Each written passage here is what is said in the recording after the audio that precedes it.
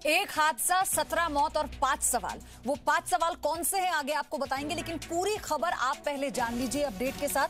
केरल में विमान हादसे में मरने वालों की संख्या 17 हो गई है, ये अपडेट है। 100 से ज्यादा लोगों का इलाज अलग अलग अस्पतालों में चल रहा है, जिन्हें रेस्क्यू ऑपरेशन के दौरान पास ही के नजदीकी के अस्पतालों में भर्ती किया गया था। दोनों पायलट समेत 17 यात्रियों की मौत हुई है इस हादसे में। कोझिकोड एयरपोर्ट पर रेस्क्यू ऑपरेशन खत्म हो चुका है। बीती शाम 7:40 पर एयर इंडिया एक्सप्रेस का विमान हादसे का शिकार हुआ था और लैंडिंग के वक्त रनवे पर फिसलकर 35 फीट खाई में गिरा था। विमान हादसा इतना भयानक था कि विमान के 3 टुकड़े हो गए। एयर इंडिया एक्सप्रेस का फ्लाइट IX 1344 दुबई से उड़कर कोझिकोड एयरपोर्ट पर लैंड हुआ था। दिल्ली से एयर इंडिया की टीम जांच के लिए कोझिकोड पहुंच गई है। साथ ही विदेश राज्य मंत्री वी मुरलीधरन भी कोझिकोड के लिए रवाना हो चुके हैं। फिलहाल ये अपडेट है इस पूरे हादसे पर, लेकिन ये बहुत दुखद हादसा हुआ और कल रात से ही जी न्यूज हर एक अपडेट आप तक पहुंचा रहा है। इस बड़ी खबर पर हम बने हुए हैं। क्या कारण रहे, क्या इसकी टेक्निकलिटी रही, तकनीकी खराबी क्या आई, क्या कुछ इसमें जांच हो रही है और ब्लैक बॉक्स पर अब सबकी निगाहें टिकी हैं, क्योंकि जांच का बहुत बड़ा आधार वो ब्लैक बॉक्स होने वाला है, जिससे ये पता लग सकता है कि आखिर ये हादसा किन कारणों से हुआ है। फिलहाल तो ये तस्वीरें रात की हम आपको दिखा रहे हैं, उस हादसे की तस्वीरें जिस वक्त रेस्क्यू टीम पहुंची थी मौके पर और लोगों को निकाला जा रहा था इस विमान से। 100 से ज्यादा लोग ऐसे हैं जिन्हें आसपास के अस्पतालों में भर्ती किया गया है, लेकिन दुखद खबर 17 लोगों की मौत है, इसमें 2 पायलट भी शामिल।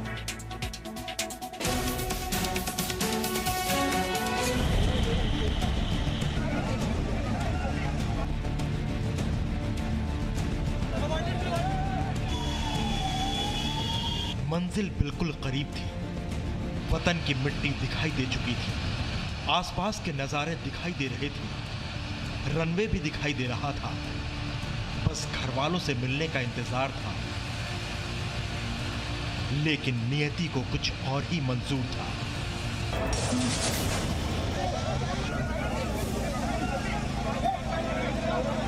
दुबई से केरल आ रहा एयर इंडिया एक्सप्रेस का विमान कोझिकोड एयरपोर्ट पर लैंडिंग के दौरान दुर्घटनाग्रस्त हो गया। हादसा इतना भयानक था कि विमान के 3 टुकड़े हो गए।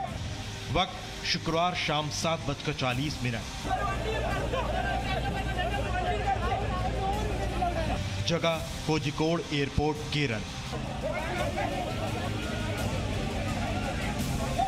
हवाई जहाज एयर इंडिया एक्सप्रेस फ्लाइट 91344।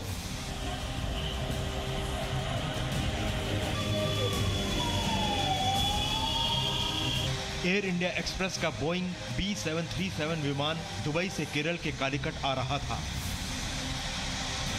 उसका दुबई से उड़ान भरने का वक्त दोपहर 1:30 पर था। फ्लाइट ने दुबई से दोपहर 2 बजे कालीकट के लिए उड़ान भरी।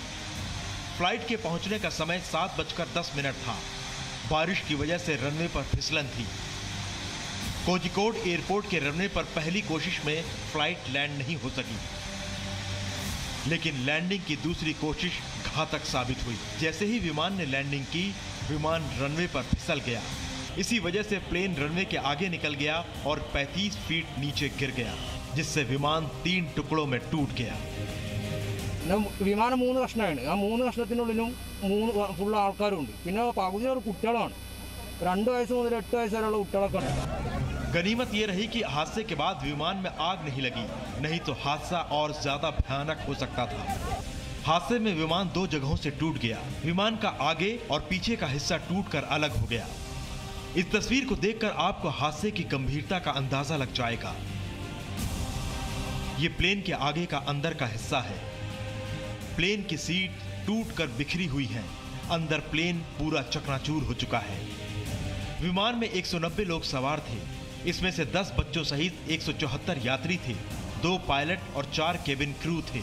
विमान हादसे में दोनों पायलट की भी मौत हो गई, लेकिन केबिन क्रू के सभी 4 सदस्य सुरक्षित हैं। माननीय प्रधानमंत्री जी थोड़ा समय पहले मेरे से बात किया था, इसकी जानकारी उन्होंने ली है और केरल का मुख्यमंत्री से भी उन्होंने बात किया है और सब तरह का मदद और सरकार की सभी तरह का जो रिलीफ ऑपरेशंस के लिए भारत सरकार सब तरह का मदद करेंगे, ये उन्होंने कहा है।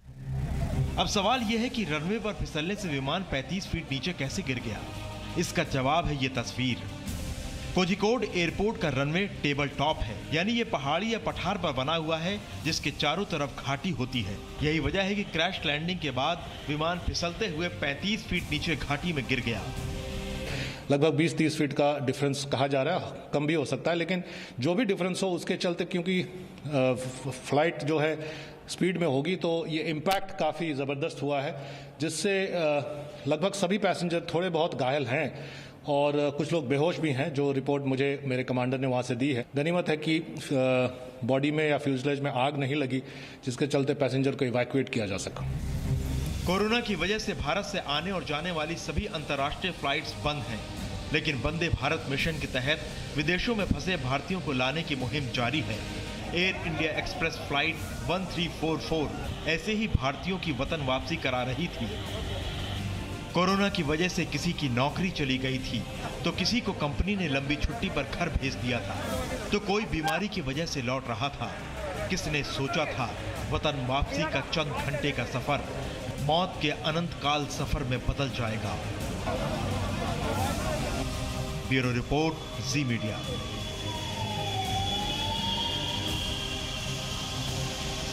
तो ये तस्वीर जो आप देखेंगे आप समझ पाएंगे 3 हिस्सों में कैसे टूट गया था विमान। तीसरा हिस्सा, पहला हिस्सा तो आप देखेंगे जो आगे का हिस्सा है जहां पर पायलट होते हैं, और उसी के साथ दूसरा हिस्सा यात्री सवार थे। हालांकि इसीलिए ज्यादा आसानी हुई क्योंकि तो देखेंगे ना, दूसरा हिस्सा जो टूटा है उसमें यात्रियों की संख्या थी जिन्हें निकाला गया। जो आगे की तरफ बैठे हुए यात्री थे वो हादसे का शिकार हुए, और ये भी कहा गया कि उन्हीं में से ज्यादातर यात्रियों की मौत हुई है। और जो पिछला हिस्सा है वो क्योंकि रनवे पर मौजूद था इसलिए वहां पर भी लोगों को रेस्क्यू किया जा सका, ये आसानी हुई। और हम बार बार आपको बता रहे हैं, जो एक्सपर्ट हैं उनके मुताबिक बारिश थी इसलिए आग नहीं लगी विमान में और बहुत ज्यादा जान माल का नुकसान नहीं हुआ। हालांकि 17 लोगों की मौत बहुत दुखद है, लेकिन बहुत बड़ा यह हादसा हो सकता था और यह आंकड़ा बढ़ सकता था। जितेंद्र शर्मा को आप देख रहे हैं, लगातार हमारे साथ बने हुए हैं। जितेंद्र, अभी तो जांच टीम पहुंची है, लेकिन ब्लैक बॉक्स को लेकर यह कहा जा रहा है कि अब जांच का आधार वो होगा कि यह स्पष्ट हो पाएगा कि क्या तकनीकी कारण था, कम्युनिकेशन गैप था, मौसम था, क्या कारण था इसका। देखिए, ब्लैक बॉक्स जो होता है वो काफ़ी अहम रोल इस पूरे एक्सीडेंट के अंदर अदा करता है, क्योंकि ब्लैक बॉक्स वो चीज़ होती है जो कि सारी चीज़ को रिकॉर्ड करता है कि जो एयरपोर्ट पायलट है जो कि प्लेन उड़ा रहा है, और साथ ही साथ जिस अथॉरिटी के साथ वो कम्युनिकेशन में है, लगातार एक एक चीज़ को कम्युनिकेट कर रहा है, किस तरह के मौसम का हालात है, जब लैंडिंग कर रहा है तो उस समय क्या इंस्ट्रक्शंस वहाँ से मिली थी और क्या उसको उस तरह से फॉलो किया था। जैसे प्लेन अगर ओवरशूट किया गया है तो क्या वाकई में उसको लेकर के उसने कुछ कहा था। तो तमाम तरह की जो बातें होती है, कन्वर्सेशन होती है, वो ब्लैक बॉक्स से रिकॉर्ड होती है। और ब्लैक बॉक्स को एयरक्राफ्ट के अंदर इस तरह से प्लेस किया जाता है और इतना स्ट्रॉन्ग उसको बनाया जाता है कि जब भी इस तरह की क्रैशेस होते हैं तो उसके अंदर वो सुरक्षित रहता है। इसीलिए उसको ढूंढ करके उसको बनाया भी इसी तरह जाता है, डिजाइन भी उसका इसी तरह होता है कि सारी जो कन्वर्सेशन होती है, लास्ट जो बातचीत है, लास्ट सेकेंड तक की जो बातचीत है वो उसके अंदर रिकॉर्ड होती है, जिसके बाद में उसको डिकोड करके उससे असल वजह जानने की कोशिश की जाती है कि आखिर में ऐसी क्या वजह रही होगी। क्योंकि निश्चित तौर पर जब भी इस तरह का कोई इंसिडेंट होता है तो पायलट जो है लगातार कमांड दे रहा होता है और उसकी जो भी बातें होती हैं उसको वो रिकॉर्ड कर लेता है, और यही सबसे ज़्यादा मददगार होती है। लेकिन जैसा कि प्रयोदी बताया था कि ये सब एक तकनीकी कारण होते हैं जो कि सामने जो कि जांच में आएंगे कि ये तकनीकी वजह रही है जिसकी वजह से ये हादसा हुआ है। लेकिन इसके अलावा भी पायलट के साथ बहुत सारी चीज़ें जुड़ी होती हैं जिसको जानना समझना बेहद ज़रूरी होता है, क्योंकि कोई भी एक हादसा होता है सिर्फ तकनीकी कारण की वजह से नहीं होता, उसके पीछे साइकोलॉजिकल इवैल्यूएशन से लेकर के तमाम तरह की बातें होती है। क्योंकि पायलट्स का फटीग में ना होना, यानी कि वो टायर्डनेस जिसको हम कहते हैं कि उसका नहीं होना, इस बात का बेहद ख्याल रखा जाता है। उसकी ट्रेनिंग्स किस तरह से रही है, पीछे जो समय रहे हैं उसमें उसकी प्रॉपर ट्रेनिंग हुई है कि नहीं हुई है, वो फिट टू फ्लाई जो कि ट्रेनिंग का ही एक पार्ट होता है, जो पायलट है वो फिट टू फ्लाई है कि नहीं है। तो तमाम तरह की वजह जो होती हैं, और वो जो साइकोलॉजिकल फिट है कि नहीं है प्लेन उड़ाने के लिए, ये तमाम तरह की वजह है जो इन सबको जानना समझना बेहद ज़रूरी होता है। अगर एयर इंडिया की बात करें, जो पायलट की बात करें, तो काफ़ी सारे जो एयर इंडिया के पायलट्स हैं उससे बात हुई है, समझने की कोशिश की है कि आखिर क्या वजह हो सकती है।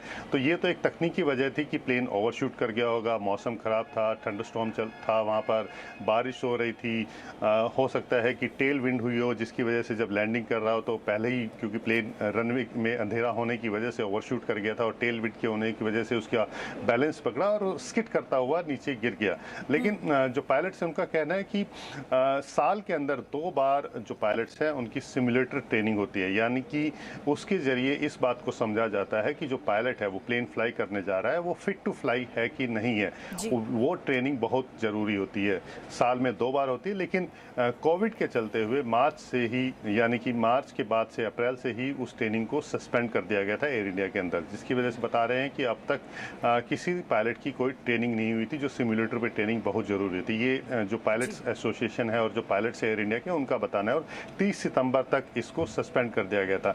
तो यानी कि एक बड़ी वजह ये है कि जो पायलट है, ये कहना बिल्कुल गलत होगा कि पायलट एक्सपीरियंस नहीं है या उससे फ्लाइंग का एक्सपीरियंस नहीं है, लेकिन बहुत सारी ऐसी वजह हो सकती हैं कि जिसकी वजह से जो पायलट है अगर हम उनका रिकॉर्ड भी देखते हैं, वो बहुत सीनियर है दोनों, तो ये तो सूझबूझ की कमी रही होगी या फिर पायलट की लापरवाही रही होगी, तो ये तो कहना बहुत ही मुश्किल है और ये गलत भी होगा कहना बिना किसी जांच के, क्योंकि दोनों ने पूरी कोशिश भी की है, बताया जा रहा है। इसीलिए हम कहते हैं जितेंद्र आप बने रहिए, क्योंकि बात उन जाबाज पायलट की भी करनी चाहिए जिसने जाते जाते कई जिंदगियां बचा दी। कोझिकोड विमान हादसे में एयर इंडिया एक्सप्रेस के पायलट कैप्टन दीपक वसंत साठे ने, को पायलट अखिलेश कुमार ने भी अपनी जान गंवा दी।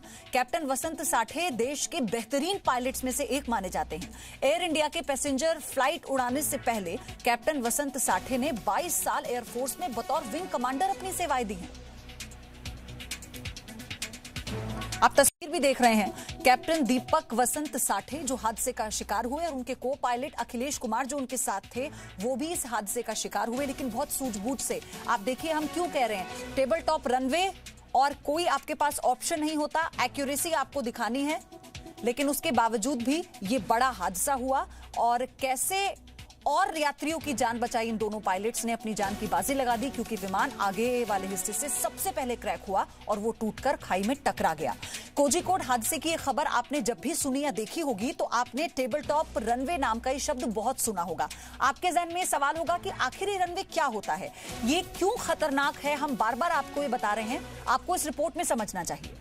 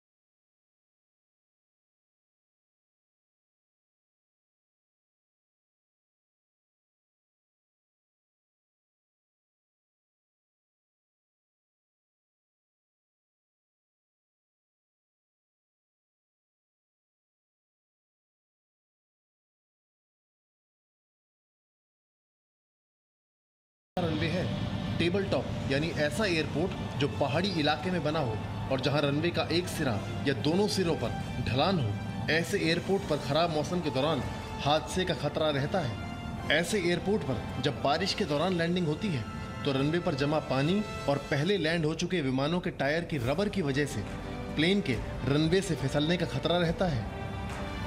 कोझिकोड एयरपोर्ट पर हादसों का इतिहास रहा है। 12 साल में 5 हादसे इस एयरपोर्ट पर हो चुके हैं।